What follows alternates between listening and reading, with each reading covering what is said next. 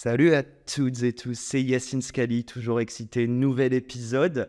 Cette semaine, je suis en forme car après une semaine de convalescence, on a dû repousser ce podcast, mais plus plates excuses, mais hyper content aujourd'hui de parler de femmes et de parler d'entrepreneuriat avec Flore. Comment vas-tu? Mais ça va très bien et je suis très contente de t'accueillir ce matin chez Willa.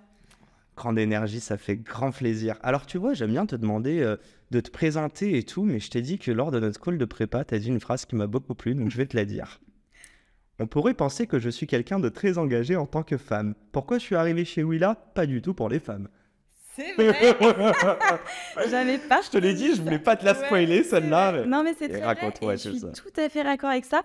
Moi, j'ai un parcours d'ingénieur agro, donc j'ai travaillé dans l'agroalimentaire, milieu assez masculin, famille assez classique, pas particulièrement engagée, donc tu te prends plein de réflexions, de comportements qui aujourd'hui je me dis waouh, en fait ce n'est pas normal d'avoir vécu ça. Tu veux dire dans l'agro, hein? Dans l'agro, dans la vie même perso, en fait, aujourd'hui je me rends compte de comportements sexistes qui n'ont pas lieu d'être, mais je m'en rendais pas compte. Donc, j'ai travaillé 2 ans dans l'agroalimentaire. Au bout d'un moment, j'en ai eu marre de travailler pour quelqu'un. Et là, je me dis, je monte ma boîte, je développe ma propre entreprise. Tu as monté une première boîte. J'ai monté ma première boîte. Et quand j'ai décidé d'arrêter, je me suis dit, mais qu'est-ce que je vais faire? Et là, je me suis dit, travailler dans un incubateur, ça me botte bien parce que je vais rencontrer plein de gens et je vais pouvoir potentiellement me relancer dans une aventure entrepreneuriale avec quelqu'un ou avec même plusieurs personnes. J'ai commencé à regarder les incubateurs, j'ai vu Paris Pionnière, qui est devenue Willa aujourd'hui, et j'ai envoyé un mail spontané. Et alors, pas du tout, effectivement, pour le côté femme. Et je ne rougis pas du tout quand je le dis, parce qu'en fait, je n'étais pas consciente des enjeux, des difficultés quand on est femme entrepreneur, parce que ayant été entrepreneur avant, je me disais, il y a des avantages et des inconvénients à être un homme ou à être une femme quand on se lance. Okay. Et en fait, en arrivant chez Willa, alors là, effectivement, j'ai pris conscience de l'envers du décor et de l'envergure de la problématique. Et depuis, justement, c'est ce qui me motive et ce qui me pousse à me lever tous les matins, c'est justement mon engagement et essayer de faire bouger les choses, notamment dans l'entrepreneuriat, dans la tech, mais au sens large. Pas forcément que pour les femmes, même si tu au sens large, égalité entre les femmes et les hommes. Mais en fait, les leviers que tu peux mettre en place pour plus d'égalité en genre sont les mêmes sur tout type de diversité. Mais on va parler les gros mots, le je quota. Je pensais pas que tu allais retenir cette phrase, encore que c'est une punchline. T'inquiète pas, celle-là, je l'ai notée même.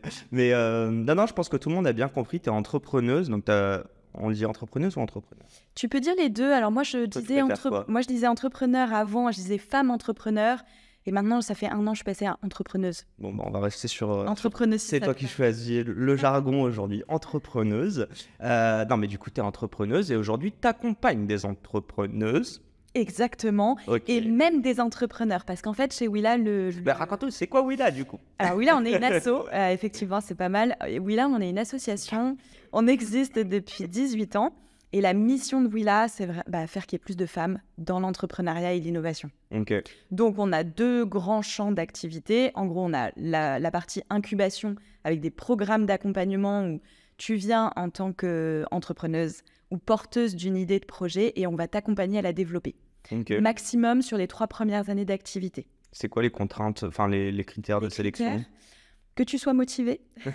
C'est mieux. Voilà, que tu aies envie d'être accompagné par Willa, que tu partages un certain nombre de valeurs sur ce qu'on fait chez Willa, ne serait-ce qu'en termes de positionnement. La levée de fonds, par exemple, n'est pas un critère pour être accompagné. En fait, la question que j'allais te poser, c'est est-ce que c'est start-up? Et quand on dit start-up, c'est modèle scalable. Est-ce que c'est un peu une question que je vais te poser qui est très large, mais toi, en plus, qui est aussi dans l'écosystème depuis un petit bout de temps. Moi, je suis rentré dedans en 2017, donc plutôt jeune, entre guillemets. Je trouve qu'on a quand même été matrixé par les levées de fonds, quoi. Oui, alors justement, c'est pas du tout le positionnement de Willa. Pour nous, si on fait un focus sur la levée de fonds, pour nous, c'est un booster de l'accélération. Enfin, ça va permettre d'accélérer ta boîte si tu en as besoin et si tu le veux. C'est juste le mot « besoin ». Ouais, qui est différent de le vouloir, en fait. Je trouve que ça, besoin et envie, mais je trouve, je sais pas toi, mais je trouve que ça a évolué entre 2017 et aujourd'hui. Ah. Moi aussi, j'ai rejoint en 2017 Willa.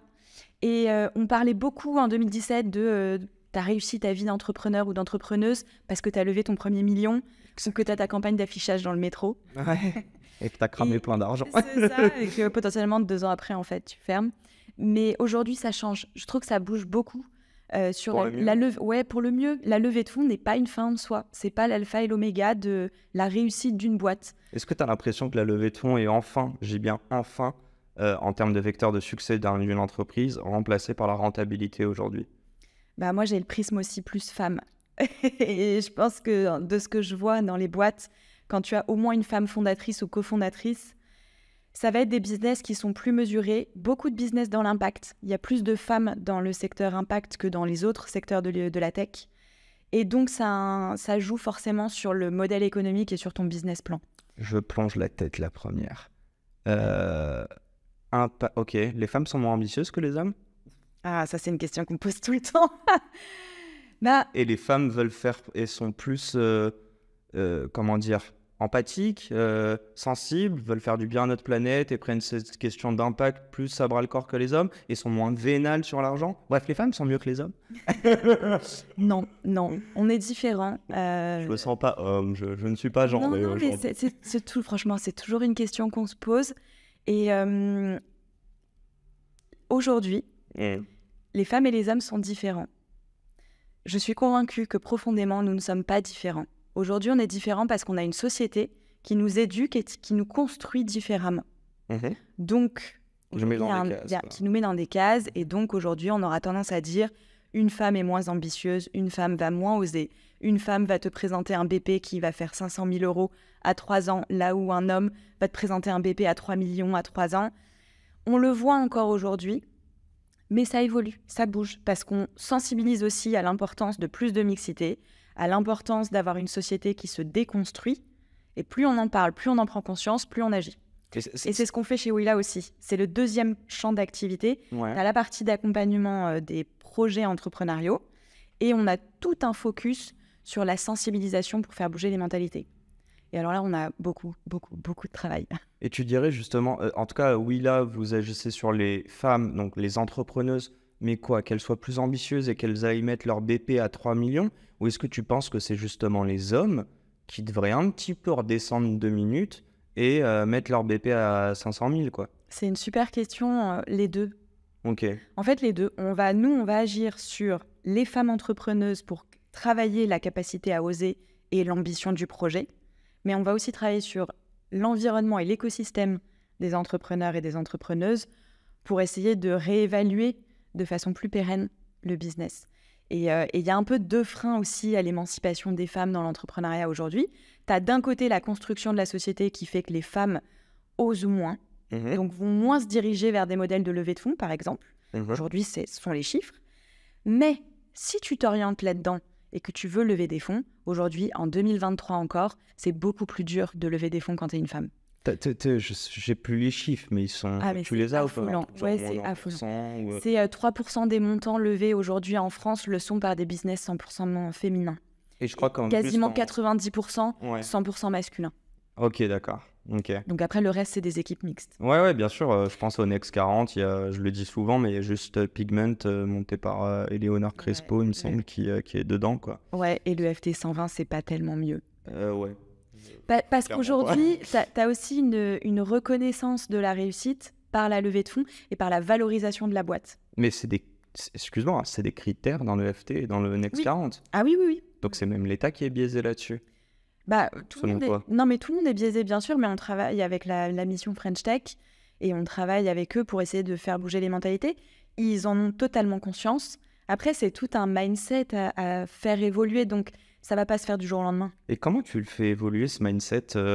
On est un peu dans la responsabilité. Là, je sais pas si c'est vraiment de la parité, tu vois. Là, c'est plus...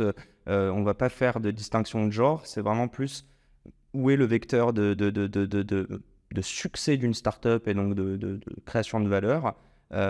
Comment on fait changer ce mindset et qui peut le faire changer? Et tu vois, tu le fais là. J'espère. Je te donne la parole. Mais, non, mais c'est ça, franchement. Je pourrais interviewer que des mecs qui ont levé 50 millions et qui tiendraient un discours peut-être différent du tien. Ah, je serais pas devant toi, du coup. Non, mais c'est moi qui suis venu à toi. Non, mais c'est en fait en parlant déjà, en montrant des rôles modèles aussi, qui sont différents, qui vont montrer que tu peux faire de l'argent en ayant un projet à impact. Il y a souvent le truc qui est assez antinomique de tu peux pas avoir un projet impact et gagner de l'argent. Ouais, Mais comme en si fait, t'étais philanthrope ou faire de bah non, mais on peut l'associatif, pas quoi. vivre d'amour et d'eau fraîche aujourd'hui. Donc non, tu peux gagner de l'argent et tu as le droit de gagner de l'argent en ayant un projet à impact. Nous, c'est ce qu'on fait chez Willa. Nous, on est une association loi 1901. Donc on a une construction juridique qui fait que on va pas reverser de dividendes, par exemple, à la fin à des investisseurs. Mhm. Moi, je n'ai aucun intérêt financier à ce que Willa cartonne et engrange du positif. Sauf que si je veux développer l'association et si je veux accompagner de plus en plus de femmes et si je veux faire bouger les mentalités auprès des femmes et des hommes, parce que ça ne se fera que si tout le monde change là-dessus, j'ai besoin d'aller chercher de l'argent et de me développer. Donc tu dirais que le modèle associatif limite l'impact de vos actions? Non, pas du tout. Je trouve Ok. même qu'il y a des avantages. Alors, ça fait un parallèle aussi avec mon background parce que j'ai monté une boîte avant. Ton background? Ah, il y a du foutage de gueule en plus. Ça prend vraiment la confiance. Non, mais je connaissais pas le milieu associatif, pas du tout même. Donc, je l'ai découvert en arrivant chez Willa. Et il y a des avantages et des inconvénients. Mais l'avantage, c'est que tu arrives avec une casquette cause d'intérêt général qui est très forte, qui l'est un peu moins parce qu'on a aussi des préjugés quand on arrive face à quelqu'un en disant moi j'ai une SAS et toi tu as une asso. L'asso, tu te diras qu'elle a une gestion désintéressée. Ce qui est le cas puisque juridiquement, c'est une gestion désintéressée. C'est qui si je te pose ces questions, juste full transparence, parce que j'ai full intérêt perso, comme toi quand t'as rejoint Willa, tu vois, c'est que je suis en train de me poser la question, est-ce que je crée une association justement ou une SASU classique? Et je pense que mon podcast est d'intérêt général. C'est quoi les pros and cons en fait? Et la deuxième question que je voulais te poser aussi, c'est l'argent de qui chez vous en tant qu'asso? Parce que tu dis que tu verses pas de dividendes, mais c'est de l'argent public ou privé du coup? Les deux. Ok. Ouais, sur le modèle économique de Willa, tu as une partie qui vient des formations, notamment on est éligible au CPF. Donc il y a quelques programmes, la plupart sont 100% gratuits. Tu as quelques Ok. programmes où il y a un reste à charge. Donc on peut m'appeler, me vendre un CPF pour rentrer chez Alors lui. on va pas faire ça, puis déjà tu es un mec, alors ça marche pas. Ah merde. Mais- On ne sait pas. On n'a pas Mais, vérifié le genre. Mais oui, tu peux. Après, tu payeras pas plus de 10% du coût du programme. Ok. Et après, le gros du modèle économique de Willa, c'est que tu as des subventions publiques.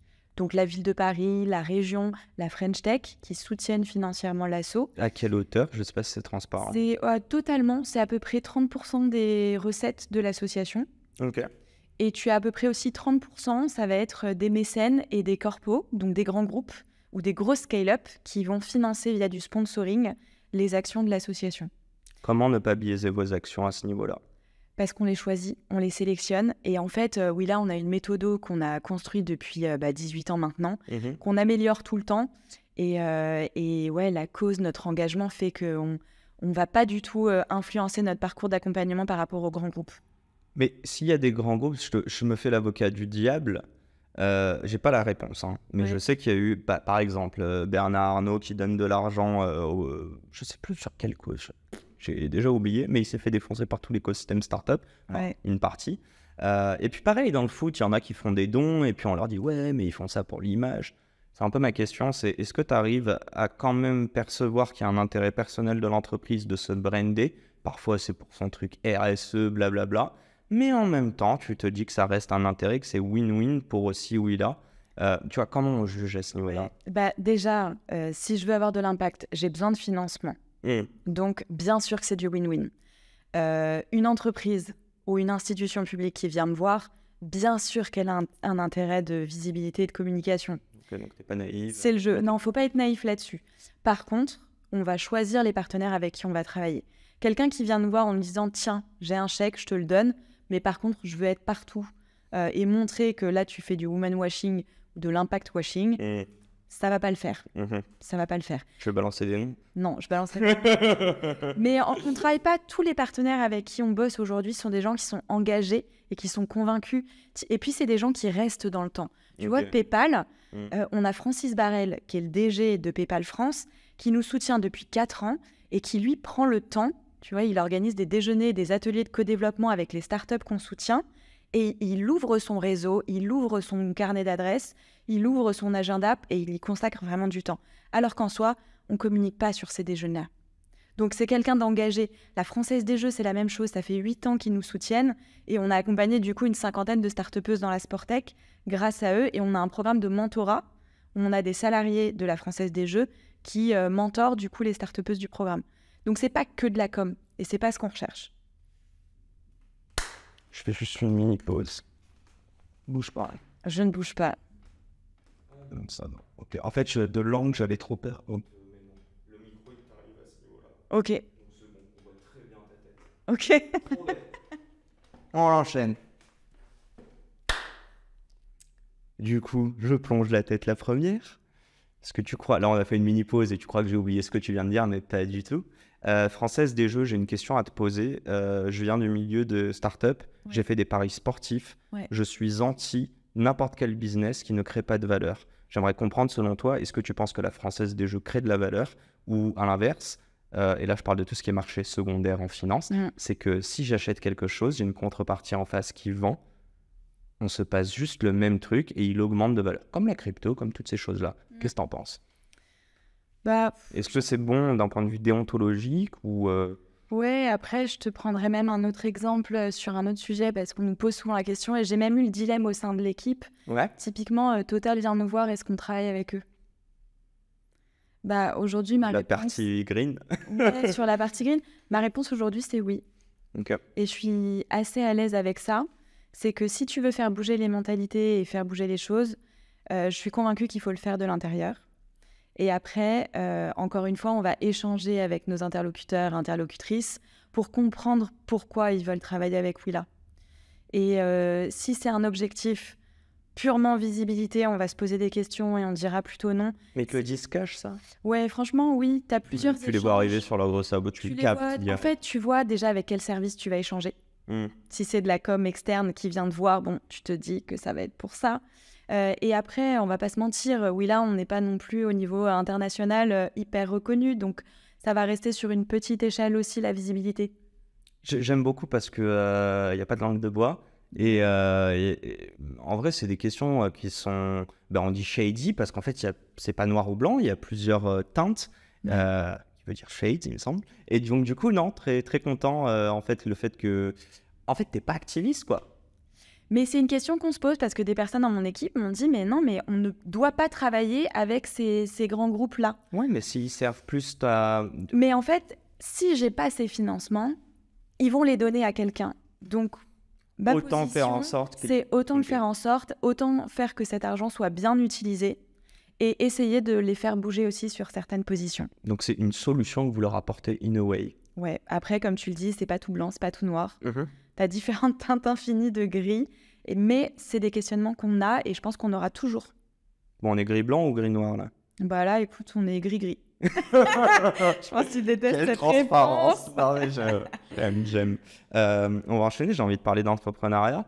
Tu nous as parlé un petit peu de ton parcours rapidement. D'ailleurs, là, je l'ai pas sous les yeux, mais une des quotes, c'était « J'ai un parcours pas du tout linéaire ». Ouais, raconte-moi un peu ça et surtout... on va faire le lien entre ton parcours entrepreneurial et l'accompagnement que vous proposez aux entrepreneuses aujourd'hui. Ouais. Tu as 2 heures. Je vais être concise. Non, effectivement, je ne suis pas du tout linéaire dans mon parcours parce que j'ai bossé dans l'agroalimentaire, j'ai travaillé ensuite dans l'univers des startups, très, très brièvement, notamment chez Celency, qui était Brocante Lab à l'époque. Puis après, j'ai monté ma boîte. C'était une marque d'accessoires de mode au crochet.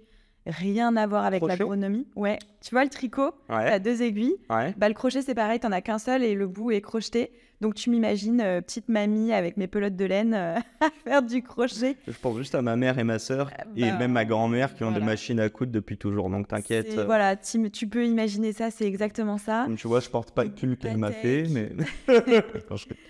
Et le produit phare, c'était le nœud papillon. Ah, trop bon. Pour les mecs, du coup. Et femmes. Ah, ok, il y a des nœuds papes. Ouais, exactement. Et j'ai développé ça pendant 6 ans. Attends, comment on dit nœud pape en anglais ? C'est un mot trop chelou, je trouve, je sais plus ce que c'est. Ah, j'ai le trou. Tuxedo ou un truc comme ça. Là. Non, c'est pas ça ? Non. Bon, c'est pas grave, ça c'était la parenthèse, il y a toujours des petits ratés. C'est pas grave. Donc du coup, nœud pape. Donc nœud pape, pas tech, pas agroalimentaire. Et quand j'ai arrêté la boîte, j'ai rejoint Willa, incubateur, tech.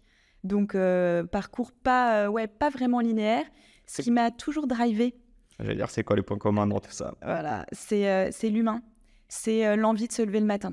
Ok. À partir du moment où le matin, j'arrive avec une boule au ventre où tu as moins envie d'y aller, j'arrête. T'as vécu ça? Parce Ouais. que là, on parle, c'est très pompeux, l'humain. Et je sais le Ouais, mot qui ça revient fait dans tous mes cliché. podcasts. Non, mais c'est ça. En fait, c'est pour Mais ça que c'est j'ai quoi, arrêté. en fait? C'est Ouais. pour ça que j'ai arrêté Accrochette-moi. Ok. Manque d'impact. Je me Ok. suis dit, ok, c'est une marque d'accessoires de mode. Qu'est-ce que je change dans la vie des gens? Absolument rien. Ok. Et un peu seule, en fait. T'étais toute J'étais seule? solo founder. On Ok. était 2 au début, mais après, j'étais seule. T'as une équipe, c'est pas pareil. Et j'avais plus la niaque le matin. Tu Et là, faisais je me du suis chiffre dit- quand même? Ouais, j'arrivais à me verser un salaire, à faire du chiffre. Ok. J'avais pas la volonté de gagner des millions, mais une période de bas qui s'est installée et qui est restée. C'est un manque d'ambition? Excuse-moi, je te titille par rapport à ce dont on parlait, Non. femmes et hommes. Non, c'est juste Non. pas la... Non. T'avais pas la flamme? Pour moi, et ça fait le lien avec ce qu'on fait chez Willa, tu dois te poser les questions de pourquoi tu montes ta boîte, si tu montes une entreprise, et c'est quoi ton leitmotiv? Qu'est-ce qui fait que tu vas te lever le matin? Est-ce que c'est gagner de l'argent? Et c'est très bien. Est-ce que c'est créer une équipe? Est-ce que c'est changer le monde parce que ton projet, par essence, a de l'impact sur la société ou sur l'environnement? Tu dois savoir ce qui te fait te lever le matin. Tu auras toujours des hauts et des bas, et franchement, je pense que l'entrepreneuriat, c'est le plus dur que tu peux choisir. Ouais, c'est le plus fou. Mais c'est le Ouais, plus fou, c'est le plus... je pense qu'on est bien placé. Alors, moi, je suis salariée. Mais tu vois, c'est drôle. De Et moi, Willa. je me considère depuis très peu, maintenant que j'ai des clients, Comme entrepreneur. Mais j'ai toujours eu ce syndrome de l'imposteur à ce niveau-là, quoi. Mais j'adore revenir sur la définition d'entreprendre. Parce qu'aujourd'hui, en français, tu as l'impression qu'entreprendre, c'est créer une entreprise. Et en fait, pas du tout. Pour moi, entreprendre, c'est un mindset. C'est se mettre en mouvement, c'est vouloir créer quelque chose, c'est te remettre en question, c'est embarquer des gens avec toi. Et tu peux le faire en étant salarié. Je rigole parce que, bon, je sais pas si ça arrivera, mais j'ai demandé l'intro à Kerry James hier. Et en fait, j'arrête pas d'écouter sa musique, la banlieusard, moi qui m'a toujours bercé. Je viens pas du tout de banlieue, mais je m'y identifie. Et tu vois, hier, j'écoutais.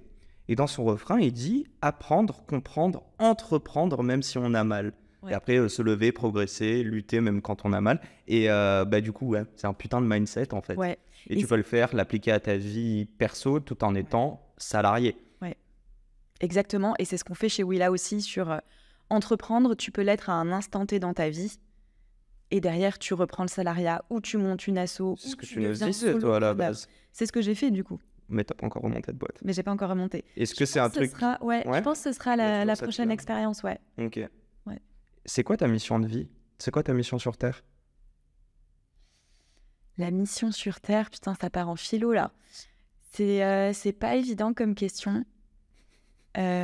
Question bien évidemment préparée. Non, mais... Écoute, tu me dis Je justement pense que- ce leitmotiv, ce qui t'anime. Et j'ai pour moi, adoré c'est parce que l'humain t'as et se dit... sentir utile en fait. Non mais juste, pendant t'as dit l'argent. Et en fait, fine si l'argent c'est quelque chose qui Ouais. drive d'autres personnes. Mais visiblement, Mais c'est pas le mien. toi. Ok. C'est clairement pas le mien parce que dans toutes les expériences que j'ai faites, c'était pas le salaire qui m'a fait venir ou même l'appât du gain. Mhm. Pour moi, c'est l'humain et de me sentir utile à mon échelle. Est-ce que tu peux entreprendre et servir cette cause si dans ta tête t'es pas convaincu que tu peux atteindre un salaire? Je m'explique. Si ton plan A c'est de créer cette boîte, est-ce que dans ta tête c'est beaucoup... Tu peux la créer parce que si elle marche pas, t'as toujours un plan B pour retrouver un CDI avec un salaire fine. Donc en gros c'est déjà pris pour acquis. Ce qui n'est pas le cas et le luxe pour tout le monde. Non, clairement pas. Et là-dessus, je pense que j'ai de la chance. J'ai eu un parcours aussi scolaire qui, aujourd'hui en France, si tu as des études, c'est aussi plus facile. Et ça me tue d'ailleurs. D'ailleurs, tu me demanderais ce qu'on fait comme parcours les personnes de mon équipe. J'ai Pareil. presque honte de le dire. J'en ai aucune idée parce que pour moi, l'école et les études, je m'en moque en fait. Moi, je cherche des compétences, un mindset, des soft skills chez quelqu'un. T'en moques aujourd'hui. Hein. C'est le petit astérix, mais Non, toujours. à l'époque aussi. Ouais, toujours. Parce que moi, je peux te le dire cash que j'ai fait des études pour le petit logo, pour trouver des beaux stages. Ah, mais alors moi, pas du tout. Pour être à Alors, mon c'est mes compte. parents. Non, mais c'est mes parents qui m'ont Ok. plutôt poussée. Et peut-être que si un jour j'ai un enfant, je ferai la même chose parce que le système fonctionne encore comme ça. Et ça me rassurera, je pense, en tant que parent. Mais non, franchement, non. Ça n'a jamais été le cas pour moi de faire attention au parcours académique. Sauf qu'aujourd'hui, j'ai cette chance-là. Et j'ai aussi la posture qui fait que Si je remonte une boîte et que ça marche pas, déjà, je me serais fixé des objectifs dans le temps et de dire, si à partir de tel moment, tu gagnes pas d'argent, typiquement, ton Pôle emploi s'arrête. C'est quand même le premier financeur des entrepreneurs et des entrepreneuses, c'est Pôle emploi. Bonne ou mauvaise chose? Tu sais, je t'ai parlé de mon expérience juste avant, mais toi, t'en penses quoi? C'est gris, ma réponse. Toujours gris, toujours gris. C'est gris. Moi, je pense que c'est une super chose parce que si on n'avait pas ce système-là, on aurait beaucoup moins de création d'entreprises. Le côté négatif à ça, c'est qu'on peut se reposer sur les allocations qu'on a et donc moins se retrouver au pied du mur pour trouver un modèle économique. Est-ce que c'est pas la meilleure des choses, être au pied du mur? Je sais pas, peut-être que ça dépend des gens Non, parce aussi. que en fonction de ton parcours et de ce que tu as pu mettre aussi de côté financièrement, tu pourrais pas te lancer dans l'entrepreneuriat si tu n'avais pas ces allocations. Donc non, moi je pense que c'est une très bonne chose et il faut absolument que ça continue. Et c'est grâce à nous tous, parce que c'est nous, l'État. Mais non, La République, c'est nous. Mais du coup, c'est important de se faire accompagner. T'as pas entendu ma blague, putain. Non, si, C'est j'ai entendu, mais bon, c'est pas grave. Mais c'est là où c'est important de se faire accompagner ou de faire partie d'un réseau parce que tu vas être poussé à trouver un modèle économique. Ok. Et on va te dire, tu peux pas vivre comme ça sans gagner d'argent. C'est quoi les erreurs parce que toi, tu l'avais ce modèle économique sur ta première boîte. C'est quoi qu'est-ce que t'en tires comme conclusion C'est quoi ce que tu aurais dû te poser comme question plus tôt? J'ai fait plein d'erreurs. C'est aussi pour ça que j'ai voulu rejoindre un incubateur quand j'ai arrêté en fin 2016. C'était de me dire, je vais continuer à apprendre dans l'aventure entrepreneuriale parce que je vais échanger avec plein de gens qui sont dans ce milieu-là et je vais pouvoir partager un peu les erreurs que j'ai faites. Franchement, de rester trop seule. J'allais te le dire parce que t'as pas répondu, mais du coup, tu parlais directement d'être entouré, donc c'était ça. Ouais. Et c'est quoi être seul? C'est émotionnel, c'est intellectuel? C'est tout. J'ai pas beaucoup d'entrepreneurs dans ma famille, voire même pas du tout dans ma famille proche. Donc, quand on te pose la question de comment ça va, tu te sens toujours obligé de dire « ouais, ça cartonne !» Alors qu'en fait, c'est quand même une suite de mauvaises nouvelles, même si c'est très excitant l'entrepreneuriat. Quand il y a des bonnes nouvelles, surtout. Mais Ouais. quand il y a des moins bonnes... T'as toujours des galères, donc le fait de pas être seul, tu peux aussi être sans tabou, sans filtre, tu peux prendre des retours d'expérience, donc ça va t'aider à soulever des montagnes et à aller plus vite sur tes enjeux. Se faire accompagner, c'est aussi développer ton réseau, donc c'est aller 1000 fois plus vite. Peut-être qu'à court terme, tu as l'impression de perdre du temps, mais en fait, tu vas aller 1000 fois plus vite derrière. Et puis ouais, cette solitude de l'entrepreneur, c'est quand même l'un des principaux freins, parce que derrière, tu as un impact sur ton réseau, sur ta capacité à aller chercher des financements externes, ne serait-ce qu'un prêt bancaire. C'est plus facile aussi quand tu as des retours d'autres entrepreneurs. Ok. Donc le fait d'avoir été seule et de ne pas me faire accompagner, ça a été l'une des... T'aurais dû aller voir quelqu'un, un incubateur, un Ne serait-ce accélérateur. qu'un espace de coworking, en fait. Rencontrer du monde, ok. Ouais, au début, je l'ai monté, j'étais à Montpellier. C'est pas non plus le même environnement quand tu es à Paris ou quand tu es dans une autre ville. Ok. Et tu le vivais comment? Je te pose la question parce que tu vois beaucoup d'entrepreneuses aujourd'hui, mais est-ce que tu étais animée et habitée par ton projet ou pas? Parce que je sais que ça joue beaucoup quand t'en parles aux gens, la manière dont tu en parles. Les gens qui sont peu confiants, rarement en face, tu vas avoir l'interlocuteur en mode « Mais mec, c'est une idée de malade » ou « meuf ». Bref. Donc, attention, toujours ces lapsus, désolé. Mais ouais, donc du coup, comment tu le vivais, toi? Tu l'intégrais comment? J'étais profondément animée au début quand je me suis lancée, mais c'était peut-être plus pour l'expérience que le projet en lui-même. Et après... Oh non! Putain, je peux te le refaire, t'inquiète. Vas-y, refais-moi. Donc au début, j'étais animée profondément par le projet, plus même par l'expérience entrepreneuriale en elle-même que le projet en lui-même, parce que c'était un accessoire de mode, c'était pas quelque chose qui allait changer la vie des gens. T'emportais? Ouais. Ah, ok. Ouais, et ça choquait un peu, c'était il y a longtemps, je vais dire hier, mais c'était plus avant-hier.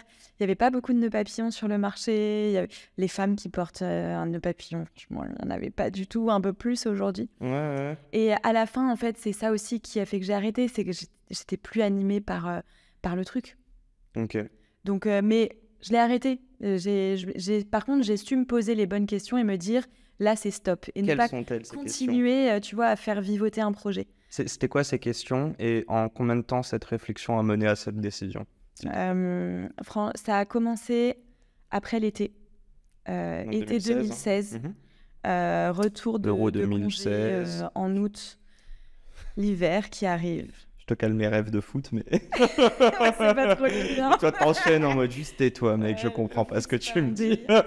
Non, mais ouais, la période a joué. Ok. Le fait d'un changement d'heure, hiver, et pourquoi tu te lèves, à quoi ça sert, c'est quoi ta vision. Donc remise en question totale. Ouais, remise en question de pourquoi tu le fais. Du sens, quoi. Et du coup, si tu l'arrêtes, qu'est-ce que tu fais? Alors là, c'était vraiment très drôle. Ça m'a pris quelques semaines. Je faisais, alors plus que des choix, c'était des choix raturés, Ouais, non, genre mais ce que je c'est ne veux comme ça. pas faire. C'est comme ça qu'on... Et alors là, vit. j'ai eu 2 options. Et je trouve ça, j'en rigole aujourd'hui. Il y avait d'un côté rejoindre un incubateur 1 an pour relancer une entreprise derrière et m'associer. Et l'autre choix, c'était de bosser dans un cabinet de conseil. Ah ouais, belle opposé, quoi. Et là, donc, j'ai commencé à faire quelques entretiens, à Conseiller en échanger. strat, Ouais, et là, j'ai fait waouh, non, pas du tout. Voilà, c'est très bien, t'as dit mais 8 pas- entretiens. mais pas pour moi. Pas Ok. pour moi. En fait, j'ai tout de suite vu la façon de travailler, le mindset, et c'est non. Bah, juste sur la quête de sens et l'humain, ça m'a l'air pas vraiment de fitter avec le métier de conseil. Bah et encore, moi, je m'étais dit peut-être que c'est comme ça que tu vas faire bouger aussi les choses Ok. de l'intérieur. Ouais, non, mais ok, fine. Ah, ok. Et là, je Même me un dis, peu activiste. Hein. en fait, non. Là, j'ai envie d'un écosystème aussi il faut se remettre après une aventure entrepreneuriale où tu fais le choix d'arrêter, même si ça s'est très bien passé. Faut en faire aussi le deuil et revenir au salariat. C'est pas forcément évident parce que tu reprends un ou une manager et voilà. Ouais, bien sûr. Comment ça se passe et comment tu reconstruis cette histoire. Et j'ai eu la chance, en fait, ça va faire 7 ans que je suis chez Willa. Donc finalement, c'est que ça s'est plutôt très très bien passé. C'est toi qui les as contactés pour rejoindre? Ouais, Ok. j'ai fait très bêtement la liste de toutes les structures d'accompagnement en France. J'avais bien envie de bouger aussi de Paris. Et il se trouve que finalement, ça a été une structure parisienne. Ok. On a pris une candidature spontanée, on a pris un café. La semaine d'après, je commençais. Tu voulais bouger de Montpellier pour aller à Paris, tu veux dire? J'étais à Paris, j'étais déjà remontée Ah, à ok, Paris. tu voulais quand même te barrer, mais finalement, ok. Ouais, on était remonté à Paris pour 2 ans et on pensait redescendre le sud. Ok. Le soleil, tu te poses pas la question quand tu ouvres les volets. Enfin, il y a un confort de vie que j'avais beaucoup apprécié pendant mes études et mon premier CDI. Et en fait, Ben, voilà. En fait, 10 ans qu'on est à Paris. Non, mais c'est dingue parce que 2017, aujourd'hui 2023. Ah, ben tiens, j'ai envie de te poser cette question, mais qu'est-ce qui a fait que Willa t'a tapé dans l'œil alors que, je le répète, c'était l'intro de ce podcast? T'en as rien à foutre des femmes. Non, J'en avais rien à faire. peut-être pas rien à faire, mais en tout cas, t'étais pas venu Bah, pour ça à la je suis base. pas venue pour ça et parce que je pensais vraiment que, homme ou femme, c'est dur de monter une boîte et en fait, aujourd'hui, c'est 1000 fois plus dur. Et c'est ça qui fait que je suis encore... Enfin, c'est ça. C'est l'une des raisons pour lesquelles je suis encore aujourd'hui chez Willa.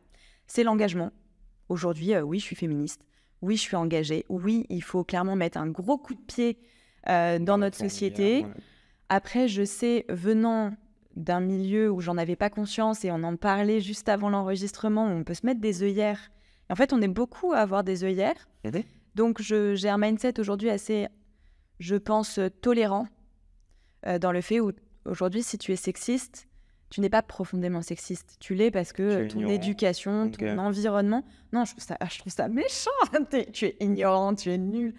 Bah, je sais pas, moi, pour En moi, tout cas, j'ai toujours t'as dit pas que eu tu sais, les racistes, concrètement, les grands-parents qui ont vécu la guerre d'Algérie, tout ça, pour moi, ils sont ignorants. Ils sont ignorants de ce qu'est notre société aujourd'hui. Mais c'est pour ça que je dis ignorant, mais Et je suis d'accord avec toi. ouais, peut-être c'est pas le bon mot, mais enfin, en vrai, je leur dirais tous les jours, vous êtes ignorants et bêtes Ouais. d'être racistes. Hein. Moi, je le dis cash. Voilà, du coup, on pense la Et même d'être chose sexiste. là-dessus. Et donc, ouais, Et machiste. tu dois bouger, tu dois évoluer. Donc, ça fait... L'engagement, c'est l'un des principaux moteurs aujourd'hui. Et je sais que derrière l'expérience pro suivante que je ferai, il y aura forcément un lien. Obligé. Est-ce que... et comment t'expliques que tu devais rester 1 an et on est 5 ans plus tard et t'es toujours là? Enfin, ou 6 ans plus tard. Et ça fait partie des autres raisons. Je suis assez libre dans mon quotidien. Aujourd'hui, je dirige Willa et j'ai la chance de pouvoir Faire un podcast. faire... Ouais, sans demander. Non, mais j'ai l'honneur même de Ouais, faire ce podcast. plaisir. Et non, j'ai la chance de pouvoir mener les projets qui me tiennent à cœur sans avoir une hiérarchie avec 10 échelons à valider. Mhm. J'ai la chance de choisir les gens avec qui je travaille. C'est le plus important pour toi, ça, Ouais, vu que c'est c'est de l'humain. très, très, très important. Les partenaires, les experts, les startups qu'on accompagne, l'équipe. Pour moi, l'équipe est extrêmement importante, presque plus que ce que tu fais au quotidien dans ta journée. S'il y a un truc qui se passe pas bien avec tes collègues ou avec les gens qui bossent avec toi, ça te pourrit une ambiance et t'as plus envie de venir au travail. Donc l'équipe, le fait d'être très libre, de pouvoir tester des choses, ça marche pas, et bah on revient, on refait autre chose, on pivote à 180 degrés. Ça fait partie des raisons pour lesquelles je suis encore là aujourd'hui. Et ça te drive aussi, ce principe de devoir passer du coq à l'âne sur plein de projets? J'adore. Non, mais justement, versus d'être que sur ton seul projet à toi. Ouais, j'aime beaucoup les missions très polyvalentes où effectivement, tu passes du coq à l'âne. Et je pense, ce qui me fait aussi rester, je pense que j'ai encore quelque chose à apporter à Willa. Ok. Parce qu'il y a des phases, tout comme les entreprises ou les startups, tu as des phases de croissance. Et je pense qu'on est bon pour certaines phases. Et là, vous en Et êtes au bout où, d'un là, déjà? moment, il faut changer. Là, tu parles de, ok, mais croissance par rapport aux entrepreneurs que vous accompagnez ou par rapport à la structure Willa? Les deux. Et moi, par rapport à la structure Willa, je fais le parallèle. Ok. Je pense que j'ai encore quelque chose à apporter dans un passage à l'échelle de l'asso. Tu vois, là, on construit encore des fondements de l'association, sécuriser le modèle économique. Il y a encore des questions de fond. Et après, quand on va réellement scaler l'asso, je passerai peut-être la main à quelqu'un d'autre. Ok. Il y a une ambition internationale ou pas du tout? On l'a déjà un peu. Ah, ok. On a déjà un programme pour des femmes expatriées. Ok. Et on Mais en français, du coup, ou en anglais? Ouais, là en français. Et on vient de remporter un très gros projet en consortium au niveau européen. Ouais, on est assez fiers. Et donc, c'est un projet, on est 10. Et l'objectif, c'est de sensibiliser l'écosystème européen à plus de femmes dans la tech, notamment dans la deep tech. Et nous, la force de Willa, c'est d'arriver avec des contenus pour donner aussi, partager notre méthodologie pour qu'on ne soit pas les seuls à faire bouger les choses. Donc, on est aussi dans une phase de transmission des contenus, des infos de notre méthodo. J'ai une petite question par rapport... moi, j'ai eu un passé de VC, en fonds d'investissement. Et je disais souvent ça. Du coup, c'est pour ça que je te posais la question. J'adore passer du coq à l'âne. Et au bout d'un moment, voilà, quoi, il y a un projet où tu as vraiment envie de rentrer dedans. Deux questions. Est-ce qu'il y a déjà un projet ici qui t'a tellement botté que tu t'es posé la question sans forcément le mentionner, pas de conflit d'intérêt, mais tu t'es dit... Non. Non, il n'y en a pas eu encore. Ok. Et la deuxième, surtout, c'est... tu as des attaches émotionnelles à ces projets aux personnes que tu accompagnes et comment tu les gères au quotidien? Parce que je pense que c'est plus facile. C'est une super question parce que j'ai eu le sujet aussi avec les personnes de mon équipe. Et une super réponse qui arrive. Et une super réponse, je ne sais pas. Écoute, je te laisserai juger. On laissera nos auditeurs très malveillants te juger. Non, la première, j'ai pas eu de coup de cœur parce que j'ai eu plein de coups de cœur sur des personnes. J'ai eu plein de coups de cœur sur des projets, mais pas un alignement des planètes. Okay. Et en fait, j'adore ce que je fais chez Willa. Vraiment. Après, sur le côté émotionnel, moi, je suis quelqu'un qui sait mettre aussi des barrières pour se protéger et je suis quelqu'un qui relativise beaucoup. Je suis très pragmatique, par exemple. Ça ne m'empêche pas, j'espère, en tout cas, il faudra demander à des gens qui me connaissent, ça ne m'empêche pas d'être bienveillante et d'être dans l'empathie. Non, mais t'inquiète. Mais on est à Paris, les motos circulent, malgré le vendredi. Effectivement. Donc, mais par contre, on a un accompagnement qui est très humain chez Willa. Et avant même d'accompagner le business, tu vois, c'est quoi tes projections, c'est quoi ton BP, c'est ta posture, la confiance en soi, le leadership, le management, la prise de parole. Et tu viens chez Willa parce que c'est un espace sans tabou. Donc, tu peux poser tout type de questions sur la sphère professionnelle, mais aussi sur la sphère privée. Parce qu'en fait, la conciliation des deux, c'est très imbriqué. Quand on te dit, t'arrives le matin, tu mets ta casquette d'entrepreneur, oui, c'est très rare quand même le soir d'arriver à l'enlever. En fait, tu vas penser à ça tout le temps. Donc cet équilibre vie pro, vie perso, on va accompagner bien sûr là-dessus parce qu'il faut arriver à tenir dans la durée. Mais quand il y a des problématiques personnelles, bien sûr que ça va influer sur ta boîte et inversement. Donc, on a parfois des gens qui se livrent aussi et on le dit, on a un accompagnement... presque de psy, on se pose la question si on ne devrait pas avoir des formations de psychologue. Donc, il faut savoir mettre... Je suis à 100% et je sais que, tu l'as compris via le podcast, mais je sais aussi qu'un jour, je ferai des formations de psy, parce que ça m'intéresse de ouf. Ouais. Et c'est très lié. Et en même temps, on n'est pas psy, c'est un vrai métier. Donc, il faut savoir mettre des barrières, des bien barrières, sûr. Donc, c'est tout simplement, tu arrives, tu mets un cadre et tu dois, toi, trouver aussi ton propre environnement en tant qu'accompagnateur ou accompagnatrice pour te vider aussi de toutes ces émotions. La CEO de Willa, elle fait quoi concrètement? Parce que tout à l'heure, tu l'as dit. Tu fais quoi? Est-ce que c'est toi qui accompagne les entrepreneurs? Franchement, je vois de la lumière, je me balade. Je fais des podcasts. Je fais des podcasts, tu vois, je passe des moments sympas avec des gens sympas. Ça fait plaisir. Ça fait très plaisir. Franchement, c'est très 360. Je pense que c'est un peu comme quand tu montes ta boîte, quand tu es entrepreneur. Tu touches à tout. Tu gères de la com, de la représentation, du commercial, du financement, du recrutement, du management, de la montée en compétences de tes équipes, des partenariats. Tu te sens lever des fonds. Ouais. Ouais, ok. Ouais. Complètement. Malgré le salariat. Et c'est pour ça que je suis encore là. C'est de l'intrapreneuriat en fait. Presque. Parce qu'il te donne une telle liberté chez Willa qu'il y a toutes les lignes à changer. Ouais. Ok. Et du coup, là, on rentre. Bon, tu m'as dit 12h30. Hein. Oui, je n'ai pas l'heure, j'ai pas mon. Je sais parce que je te bombarde depuis tout à l'heure. Et oui, pas de temps de répit. Moi, je peux te dire, il est 12h13, mais j'ai vraiment envie de parler.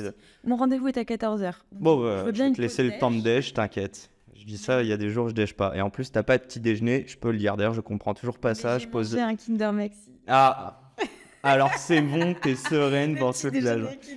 Non, mais il y a un truc que je comprends pas, chers amis entrepreneurs ou wannabe entrepreneurs, si vous ne mangez pas le matin, sachez que c'est un point commun à la plupart de mes invités. Voilà, je laisse ça là. Je sais pas si c'est une bonne recommandation. Je suis pas sûr, moi non plus, je ne mange pas le matin, enfin je mange 3 cafés, donc je suis pas sûr que ce soit très bon, mais passons. Non, ouais, je voulais rentrer un petit peu sur Willa, je voulais comprendre déjà une première chose. Et là, on va vraiment presque apporter, enfin si tu veux, avoir une posture un peu commerciale, c'est vraiment le but. Pourquoi je fais ce podcast avec toi? Évidemment, j'arrête pas de te poser des questions plutôt perso parce qu'on fait un tour dans ta tête. Mais je pense que ça peut servir énormément de mon audience, notamment des femmes qui sont pas encore assez nombreuses selon moi. On va parler du quota après, ne t'inquiète pas, et de ma responsabilité en tant que média. Mais avant ça, qu'est-ce que tu peux proposer aux femmes entrepreneuses? Franchement, la vraie force chez Willa, c'est l'accompagnement humain. Donc, tu vas avoir, comme toutes les structures d'accompagnement, un accompagnement sur des hard skills. Donc, comment monter ta boîte, comment faire un BP, comment communiquer, comment vendre, comment recruter. Ouais, très technique sur tous les pans que tu peux imaginer quand tu dois développer ta boîte au début. Parce que Willa, nous, on est spécialisé sur les 3 premières années d'activité maximum. Okay. La force de Willa, c'est l'accompagnement sur la posture de femme chef d'entreprise. Donc, on va t'accompagner sur, typiquement, tu dois faire ton Excel pour faire ton BP. On va t'accompagner sur les hypothèses que tu vas mettre dedans parce qu'il faut que ça te ressemble. Okay. Tu dois monter une boîte qui corresponde à ta vision, à tes valeurs, à tes envies et à ce qui toi, te porte et te donne du sens. Il y a, je l'ai beaucoup vu il y a 4-5 ans. On avait plein d'entrepreneuses qui venaient nous voir en nous montrant des BP et qui nous racontaient une histoire en nous disant « Dans 1 an, je lève 3 millions et puis dans 5 ans, je revends ma boîte ». Et tu sentais, à force de voir des entrepreneurs, tu commences à sentir ce genre de choses quand tu es investisseur aussi. Tu vois quand il y a un décalage entre ce qu'on te raconte et la réalité. Et donc, en creusant, tu te dis, mais cette personne n'a pas du tout envie de lever des fonds. Alors, là où on va se poser la question, c'est est-ce que tu ne veux pas lever des fonds parce que ce n'est pas forcément un bon moyen de financement pour ta boîte et d'accélération et tu es convaincu que ce n'est pas le bon système de financement, ou est-ce que tu ne veux pas lever des fonds parce qu'on t'a toujours dit que ça allait être très difficile et que ce n'était pas fait pour une femme? Donc là, on va aussi t'accompagner sur la capacité à oser et l'ambition. Okay. La force de Willa aussi, et ce que tu vas venir chercher, et ce que beaucoup de femmes nous disent quand elles viennent chez nous, je vais chercher un réseau d'échanges entre pairs. Tu es avec d'autres femmes entrepreneuses. Okay. Donc tu es aussi avec d'autres femmes. Tu es entouré, tu te fais comprendre. Il y a des choses bêtes que tu n'es pas obligé de réexpliquer quand on est entre femmes, que certains hommes, parce que ce sont des hommes dans une société patriarcale, qui ne vont pas forcément comprendre. Là, récemment, on a fait une campagne de sensibilisation autour des clichés et des phrases entendues dans le milieu professionnel. Balance. Affreux. C'est quoi les pires pépites là? Franchement, il y a des phrases. J'espère que la prochaine personne qu'on va embaucher sera plus docile que toi. Est-ce que ton mari te soutient dans cette aventure entrepreneuriale parce que de toute façon c'est forcément lui qui a fait le BP. T'inquiète, va falloir que tu baisses ta culotte mais ça va bien se passer. Ah ouais vraiment cash on dit ça. J'ai pas du tout écouté ce que tu viens de dire, j'ai failli lever la table. Je te laisse imaginer ce que tu as fait. J'ai failli lever la table, oh putain. Mais en fait, je me dis, il faut avoir des couilles pour dire des choses comme ça quand même. Et ouais, et c'est principalement des hommes envers des femmes. Parce qu'il y a aussi des femmes qui donnent des réflexions sexistes, parce que quand tu es dans un milieu masculin, voilà. T'es matrixé. Donc, le fait d'être dans un... Ouais. et c'est normal, enfin, c'est humain, faut en prendre conscience. Okay. Mais du coup, c'est là où quand tu viens chez Willa, tu es dans cet écosystème plus féminin, très bienveillant. Mais c'est pas les bisounours. Enfin, mais c'est pas les bisounours, tu es là pour faire du biz, tu es là pour gagner de l'argent, dans le sens où si tu veux développer une boîte, tu es obligé de gagner de la thune en fait. Ouais, on est d'accord, vous accueillez pas des assos, malgré que vous en soyez une. Non, on accompagne, c'est quasiment que des SAS qu'on accompagne, parce que dans les formations qu'on a, en fait, tu as 3 types d'accompagnement. Le premier, c'est des programmes d'émergence, donc c'est passe de l'idée à l'action, c'est 100% féminin par contre, là-dessus. Et mais tu me regardes en mode Yacine, n'y pense même pas. N'y pense même pas, ça, tu pourras pas. Sauf si tu te considères femme. Enfin, on s'est aussi posé la question sur l'inclusivité, sur les personnes... J'allais te dire, juste une parenthèse, je ne m'identifie pas du tout au label d'entrepreneur homme qu'on a défini au début de ce podcast. Moi, à titre perso. Mais heureusement qu'il y en a... Enfin, heureusement que c'est pas la majorité... Enfin, si, justement, c'est la majorité des gens, mais heureusement que tous les hommes ne sont pas sur un portrait qu'on peut décrire et qui est assez négatif aujourd'hui. Ouais. Heureusement. De toute façon, si on veut changer les choses et avoir une société plus inclusive, plus juste, plus responsable, plus durable, je pense aussi, il faut que les personnes qui aujourd'hui sont en position de pouvoir donnent aussi le pouvoir aux femmes. Et même à et les représentent, leur donnent la visibilité. Exactement. Et ça, on va en parler dans 30 secondes. Très belle intro. Mais non, juste avant, j'ai une petite question. Vas-y. Il y a quand même de l'argent dans votre accompagnement ouais. Sur le prix de l'accompagnement ? Non. Enfin, d'ailleurs, tu peux nous le donner. Ça, je suis aussi curieux que les gens se rendent compte un petit peu. Il est sur 3 ans, l'accompagnement ? Non, tu as des programmes. Ouais, attends, vas-y, redis-moi. Donc, tu as émergence quelques semaines. Ok. Tu as de l'accélération et de la croissance. Donc, c'est 6 mois et 12 mois. Donc, maximum 18 mois si tu fais tout. Ok.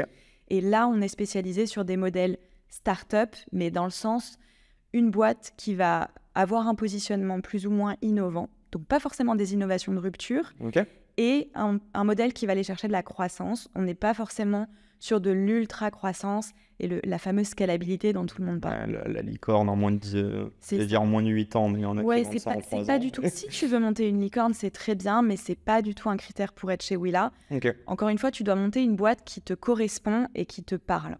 Et donc, la quasi-totalité de ces formations sont gratuites parce qu'on veut aussi être accessible. Et si on veut plus de diversité dans les profils, tu dois être accessible en termes de tarification. C'est quand la prochaine promo ? Quand est-ce qu'on peut apply ? Il y en a tout le temps. C'est ouvert en continu. Bon, mais on balancera le lien avec grand plaisir. Ouais. Et du coup, la question que je voulais te poser, c'est la vraie valeur ajoutée de Willa, c'est l'humain ou l'argent ? Ou c'est... Ouais, par rapport aux besoins aussi en tant qu'entrepreneur. Ouais, enfin pour eux, quand ils viennent te voir. Ah tiens, c'est drôle. Ouais. Selon toi, c'est quoi la valeur ajoutée ?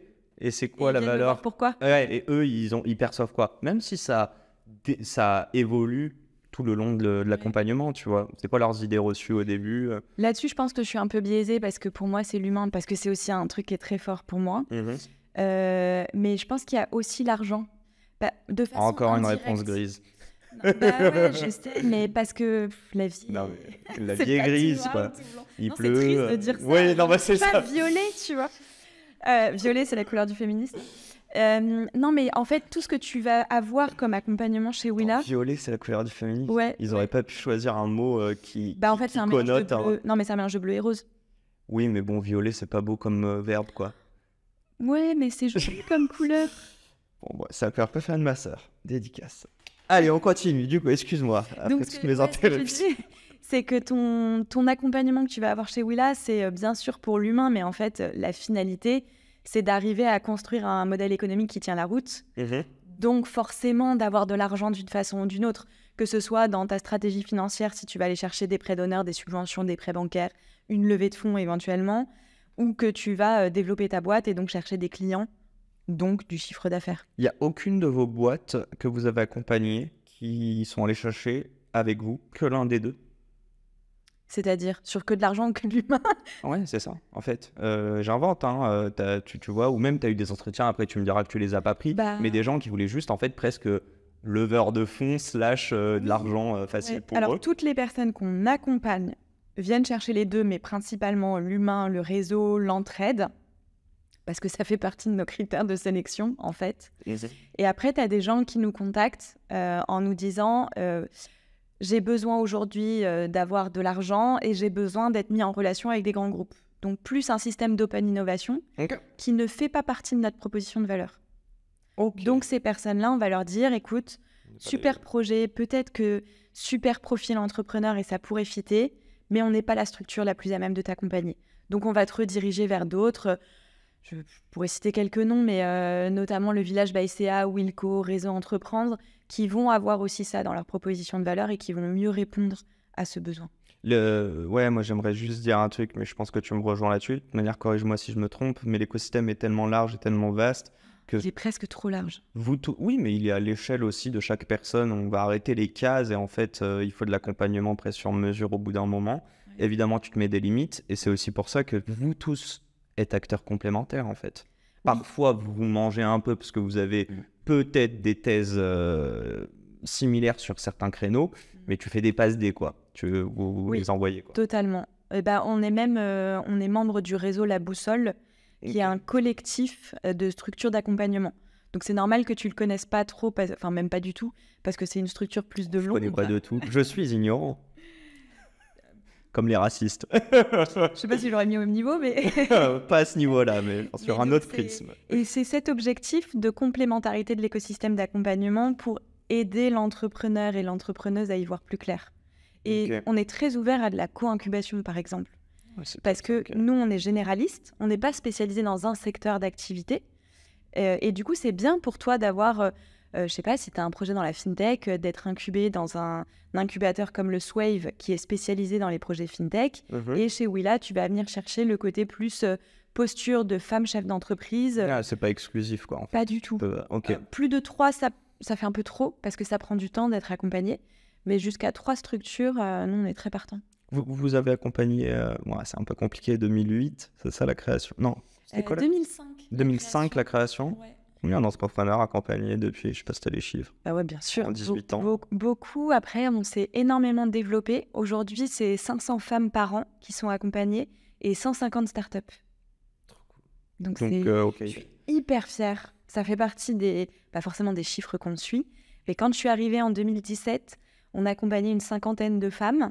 On était 3 dans l'équipe. Et là, on est une équipe de 13 personnes. On accompagne 500 femmes par an. On était très parisiens ou franciliens. Et là, aujourd'hui, on est partout en France. Donc, on n'a pas des locaux. Nous, on s'est beaucoup déployé sous forme de distanciel. Mais on accompagne plus de 20% des startups qu'on accompagne sont hors Île-de-France. Et on les salue. Car elles nous écoutent, évidemment, je l'espère. Ça arrive on arrive à la fin de notre interview. Mais là, on va arriver sur les questions, la question touchy pour moi. Quota dans les médias. Enfin non, je vais plus dire la responsabilité de la parité, d'inspirer les gens et notamment les femmes à devenir entrepreneuses. À qui la responsabilité? Qu'est-ce qu'on peut faire à notre échelle? Défonce-moi en tant que média. Alors j'aime pas, c'est pas ma posture de défoncer les gens et de, tu m'as quand même les dit... clouer au pilori. Attends, je veux mettre un rôle. Tu m'as quand même dit avant le podcast, je vais te défoncer sur ton physique. Hein. Je t'ai regardé, j'étais oh putain, ça va pas bien commencer. Tu déformes mes paroles, en plus j'ai pas dit ça, j'ai dit que c'était compliqué quand on était une nana et qu'on était souvent accusé physiquement et que je pouvais tendre un petit bâton. Ouais, ça remixe parce déjà que là. Tu t'étais auto-battu là-dessus. Mais bon, on va terminer ça en bon terme. Mais non, il faut revenir un peu à la question, c'est à qui la responsabilité? J'aime pas mettre, dire c'est ta faute, ou cette partie prenante, c'est de leur faute. Par contre, bien sûr que les médias et tout type de médias ont un rôle à jouer dans montrer des rôles modèles, montrer des parcours de personnes qui changent de ce qu'on a l'habitude de voir. Alors, tu parlais un peu des quotas et de la parité dans les intervenants et les intervenantes. Je pense qu'il y a plein d'autres choses auxquelles il faut faire attention. Tu vois, c'est le temps de parole. Si tu fais, dans un podcast individuel, c'est pas le cas, mais sur des tables rondes, on voit très souvent, s'il y a une personne de sexe masculin, elle s'accapare le temps de parole. Mais c'est dingue. Est-ce Donc que en c'est tant que, tu pas... vois, journaliste ou médiateur ou animateur ou animatrice, c'est ton rôle aussi de faire attention à la répartition du Ah, temps, t'es aux un questions, modérateur, bien sûr, évidemment. Mais est-ce aux que questions posées c'est aussi. pas la question de l'ambition dont on parlait avant? C'est-à-dire que, excuse-moi, hein, je titille, mais est-ce qu'une fille va presque se dire, ok, c'est un mec avec des grosses cojones en face, que quoi qu'il arrive, il va essayer de parler plus fort que moi. Clairement, c'est le modèle des politiques. Et pour te dire, j'en ai interviewé dans mon podcast. Et tu as bien vu que j'adore interrompre. Bah, crois-moi que je ne vais pas trop interrompu cette fois-ci. Tu vois, je l'ai capté assez rapidement. Mais c'est pas un manque à ce niveau-là de Non, vouloir écoute, taper sur le... écoute, on a plein de nanas avec des big ovaires aussi et qui ont envie de prendre la parole. Non, il y a les deux. C'est vrai. Ce qu'on voit un peu quand même par rapport aux médias, c'est une parenthèse, c'est que même nous, quand on propose à des personnes d'intervenir, les hommes vont avoir tendance toujours à dire oui, aucun souci, je fais ça. Ils sont beaucoup plus dans le réseau, Mhm. là où les femmes voient ça comme un truc en plus de leur journée de travail ou de leur expérience entrepreneuriale et donc vont un peu plus limiter. Mais c'est là où bah, toi, tu as aussi un rôle à jouer, tu vois, dans les profils que tu interviews, dans les histoires que tu racontes, dans les questions qui sont posées. Moi, ça me tue quand tu as plusieurs personnes et qu'on va toujours poser la question à la femme, mais ça fait quoi d'être une femme dans ce milieu ou dans ce secteur? Moi, je pose la question à toutes les femmes que je reçois. Est-ce qu'on parle de la cause de la femme dans l'entrepreneuriat, qui est un sujet qui m'intéresse, ou à l'inverse, parce que je sais qu'il y a des femmes qui n'aiment pas ça, on n'en parle pas. Et fine, tu vois. Pour moi, t'es pas un porte-parole. Bon, toi, Un peu c'est un plus, poil différent parce que on en a parlé avant. Et d'ailleurs, c'est une des questions que je vais te poser juste après. Donc, mais du coup, les quotas, t'es plutôt pour. Pour. Ok. Et tu es pour. J'ai une question. Je peux développer un peu parce que Non, mais j'étais contre avant. ah, bah vas-y, dis-moi tout. Mais ça Ouais. corrobore un peu avec la conversation qu'on a eue. Exactement. off. J'étais contre parce que, et je ne connais personne, homme ou femme, qui soit profondément pour les quotas. Les quotas, c'est dégradant. Putain, tu vas en faire des punchlines, tu vas me les sortir du contexte. C'est un bon reel. Ma CM va être très contente. Donc, t'as l'impression que les quotas, c'est dégradant. Si t'es là, c'est parce qu'en fait, tu dois juste remplir un chiffre. Donc, c'est dégradant, un quota femme ou un quota même juste minorité au sens large. Mais, Sauf que. voilà, mais, et c'est là où j'ai changé d'avis, en fait, si tu ne mets pas de quota ou si tu ne fais pas de la discrimination positive, mais il se passe rien. Ça évolue très, très, très lentement et il se passe rien. Donc, à partir d'un moment, les quotas, ils sont pas faits pour durer. Les quotas, ils sont là pour être une mesure court-termiste, pour inverser une tendance, et parce qu'on sait que quand tu atteins un plateau des 30% d'une minorité, ensuite, ça va augmenter de façon naturelle. Et l'idée, c'est d'avoir une meilleure représentation et une meilleure représentativité de la société au sens large, tout simplement. Mais tout comme dans des milieux du Caire, par exemple, il faudrait plus d'hommes. Les milieux du... De la santé, de... Je suis allé en du Égypte, social, là, dans ma tête. pardon. J'étais en mode, ok. Non, tu vois, Ouais, non, mais bien sûr, et c'est ce qu'on parlait aussi d'impact, etc. Bon, est-ce que, dis-moi, hein, est-ce que c'est un petit peu la même chose que de dire, Total, tu bosses avec eux, parce que si tu bosses pas avec eux et que tu te la joues en mode activiste, non, on bossera jamais avec eux. Ben, en fait, si tu travailles pas avec, c'est un statu quo qui ne changera pas. Donc, du coup, au bout d'un moment, tu es obligé de... je vais aller faire éteindre un peu ou ne pas écouter tes valeurs, mais pour justement faire du bien derrière. Je sais pas si tu vois ce que je veux dire. Ouais, je vois tout à fait. Très gris encore. Ouais, moi, c'est ma position. Ok. Peut-être que je changerai d'avis. Hein. Heureusement, on évolue aussi dans le temps. Je respecte totalement et même je soutiens à 1000% les personnes qui, justement, font le choix de ne pas travailler avec certaines organisations. Aujourd'hui, ma position, c'est si tu veux faire bouger les lignes, pour le coup, tu dois le faire avec les gens et tu dois les embarquer avec toi. J'ai une question sur le quota dans ce cas-là. Est-ce que, clairement, féminisme, j'en suis. Clairement, je prône la parité 50-50. Est-ce que, selon toi, je devrais faire... à l'heure actuelle, on doit être à 70-30 en termes d'auditeurs, hein, déjà, de femmes. J'aimerais savoir, 70 hommes, malheureusement. Est-ce que je devrais carrément inverser et faire 70% de mes invités qui sont des femmes et 30% des hommes, ce qui n'est plus de la parité? Ouais, du coup, non. Non, pour moi, déjà, il faut que tu fasses ce que tu sens, ce que tu as envie de faire. D'avoir la parité, c'est bien. Et surtout, notre positionnement, le mien ou celui de Willa, c'est pas il faut inverser la société pour en faire une société matriarcale. Hein. C'est pas des femmes par les femmes pour les femmes. C'est hommes et femmes. Faisons que les femmes aient la vraie même position que les hommes, ce qui est très très loin d'être le cas aujourd'hui. Merci d'avoir défini le féminisme, et c'était le but de ma question. C'est que je pense qu'il y en a qui croient que le féminisme, c'est d'inverser la tendance. Évidemment, il y a une tendance à inverser, mais à équilibrer. Exactement. Mais je respecte aussi les personnes qui vont être plus extrémistes dans leur position. Pour Parce que tirer le curseur. Exactement, Bien pour sûr. que ça arrive à la balance. Il faut de tout le monde partout. Putain, il est 32, mais j'ai quand même une ou deux petites questions. Ça va, je peux croquer? Ok. Je voudrais savoir, c'est quoi le message que tu aimerais adresser à toutes les femmes qui doutent pour se lancer? Ou le message que toi, t'aurais aimé entendre? Bah, ça peut être un peu de conseil Un peu aussi. les deux. Ouais, un peu les deux. Pour moi, ça se résume en un mot, c'est oser. Ça fait très bateau, mais vraiment de se dire ose. Ose pour ne pas regretter.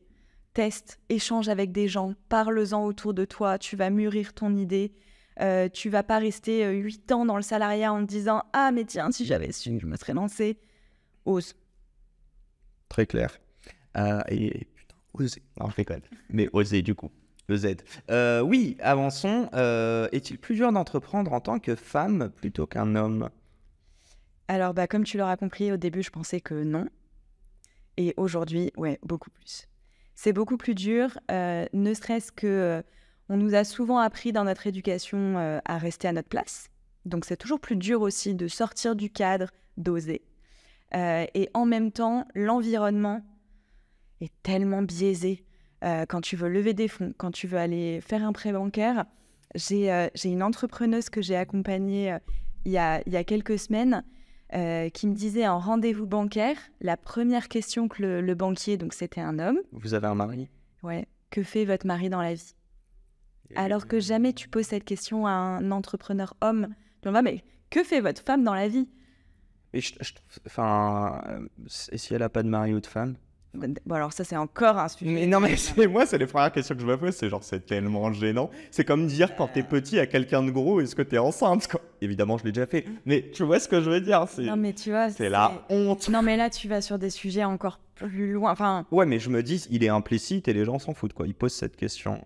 Ok. et donc c'est encore plus dur quand t'es une nana. Tu vas à un salon et t'es une femme, pour peu que tu sois jeune aussi en âge, t'as des partenaires, des potentiels clients qui viennent et qui disent, bon, il est où le CEO?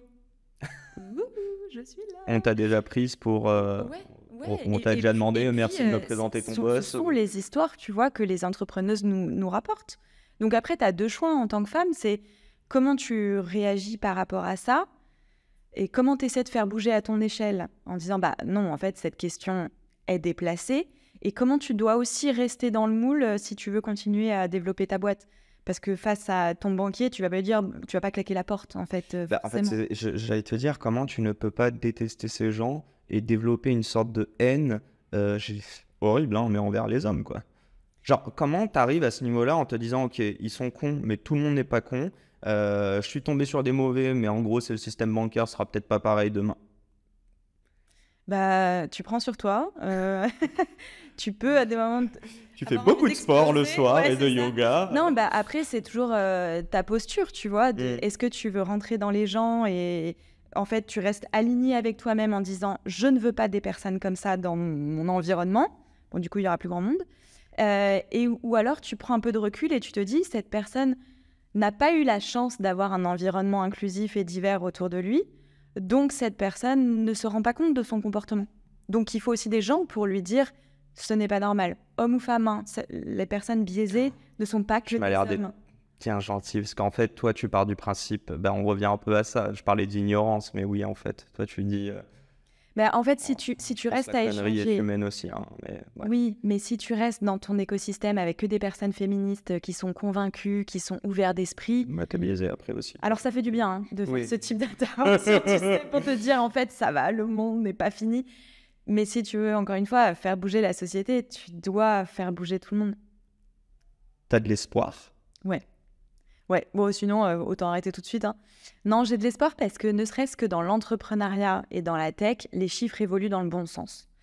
Et puis même, tu vois, ce type de questions, je sais pas si tu avais lancé le podcast il y a 10 ans, est-ce que tu aurais posé ce type de questions? Je suis pas sûre. Non, mais c'est... Donc, tu vois, on en parle. Il y a des lois aussi qui évoluent là-dessus. Il y avait la loi Copé-Zimmermann qui est passée il y a plus de 10 ans, je ne sais plus exactement le nombre d'années, sur des quotas dans les conseils d'administration. Ouais. Là, il y a 2 ans, il y a la loi Rixin sur les quotas dans les instances dirigeantes. Donc, il y a aussi plusieurs parties prenantes qui se bougent et qui agissent. Il y a de plus en plus de programmes d'accompagnement dédiés aux femmes entrepreneuses. Il y a des choses qui évoluent. Il y a plein de structures. Bon, on n'aura pas le temps de toutes les... Enfin, on en a cité quelques-unes. On va rester quand même sur Willa, mais je suis sûr, d'ailleurs, Enfin bref, je vais pas spoiler, mais si vous voulez trouver plus d'infos, je crois que c'est assez facile de trouver. On vous mettra le lien, évidemment, de Willa. Je me permets, mais si vous avez des questions, bombardez Flore sur LinkedIn. Il n'y a pas de souci si elle ne vous répond pas. Elle vous répond pas. Un message. Non, je vais dire, dites-le moi et je vais aller aller la chercher. J'essaie de répondre parce que je sais ce que c'est que de monter sa boîte et c'est difficile. J'aurai absolument pas les réponses à tout et on ne peut pas accompagner tout le monde parce qu'on a aussi des critères de sélection, mais j'essaye vraiment de répondre à tout le monde. Moi, je vais faire mon mea culpa, mais je réponds à tout le monde et en général en moins de 24 ou 48 heures. Et là, je vous annonce que je dois avoir 8 messages sur LinkedIn qui ne sont pas répondus depuis une semaine. Je suis désolé, j'étais malade et en même temps, je suis sous un rush. Mais je vous réponds à tous très rapidement. Je vais terminer avec ma dernière question. Je t'en ai parlé un petit peu en off. Et puis voilà, en fait, j'ai vu un post sur LinkedIn d'une fille qui... et je vais te dire, je ne suis même pas allé regarder. Après, c'était sûrement la phrase d'accroche putaclic pour que tu regardes. Passons. Et je la blâme pas du tout pour ça. Mais par contre, le message était, ça fait 5-6 mois que je lève des fonds. Ça fait peut-être déjà 2 ou 3 mois que j'aurais fini si j'étais un mec.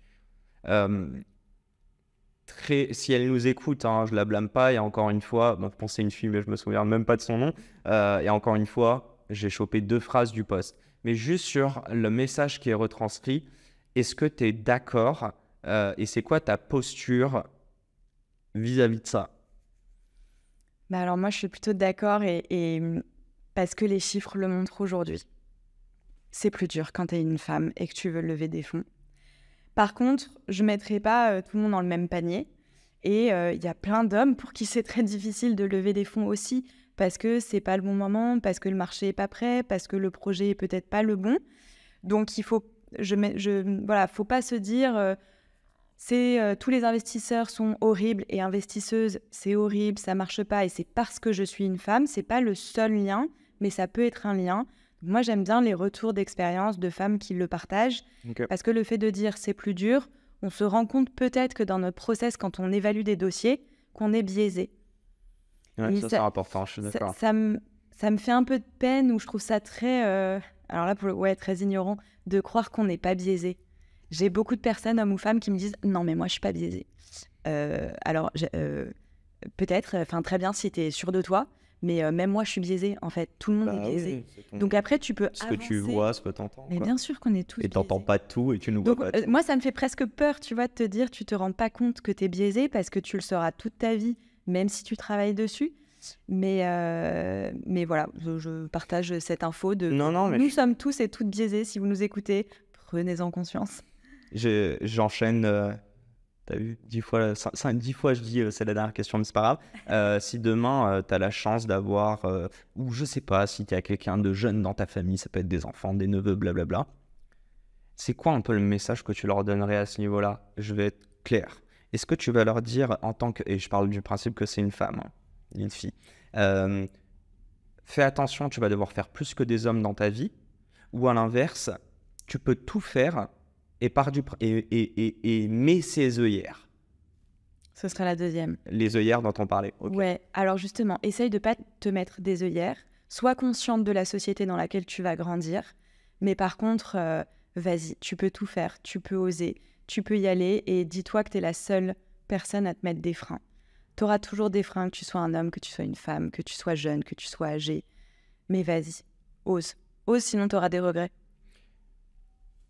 Bon, c'est la fin de cette interview. Je repense encore à Kerry James et sa musique. Et puis je me dis, c'est drôle quand même parce que tout ce dont on parle, c'est littéralement ce dont on parlait il y a quelques années pour des gars de banlieue, par exemple. Ouais. Et aujourd'hui, c'est des femmes. Ça a toujours été le cas pour tout le monde. Je trouve ça dingue qu'on dise qu'aujourd'hui, les femmes sont des minorités. Mais les leviers pour inverser la tendance et avoir une société plus juste sont les mêmes, quelle que soit la diversité que tu veux pousser. Au nom de toutes les femmes, mais aussi les hommes qui entreprennent, un grand merci Flore déjà pour ce temps et grand merci à toute ton équipe et toute ton équipe œuvre. chez Willa, justement, pour faire en sorte que les femmes puissent entreprendre dans de bonnes conditions. Et ouais, on va terminer là-dessus, mais osez, je reprends tes mots, et il n'y a aucune raison qu'un mec y arrive et que vous n'y arrivez pas. Donc bougez votre cul. Non, je rigole. Bon, allez, bon courage à tous, je vous dis un grand merde. Un grand merde à toi aussi, Flore, parce que... Et je ne te dis pas merci. Bon, un grand merci en tout cas pour l'accueil, et puis à très vite dans un nouvel épisode. Ça va, t'as pris du plaisir quand Ouais, c'était cool. c'est passé vite? Bah oui, tu vois, j'ai pas de notion du temps. Bon, allez, on va manger. Ciao, ciao tout le monde.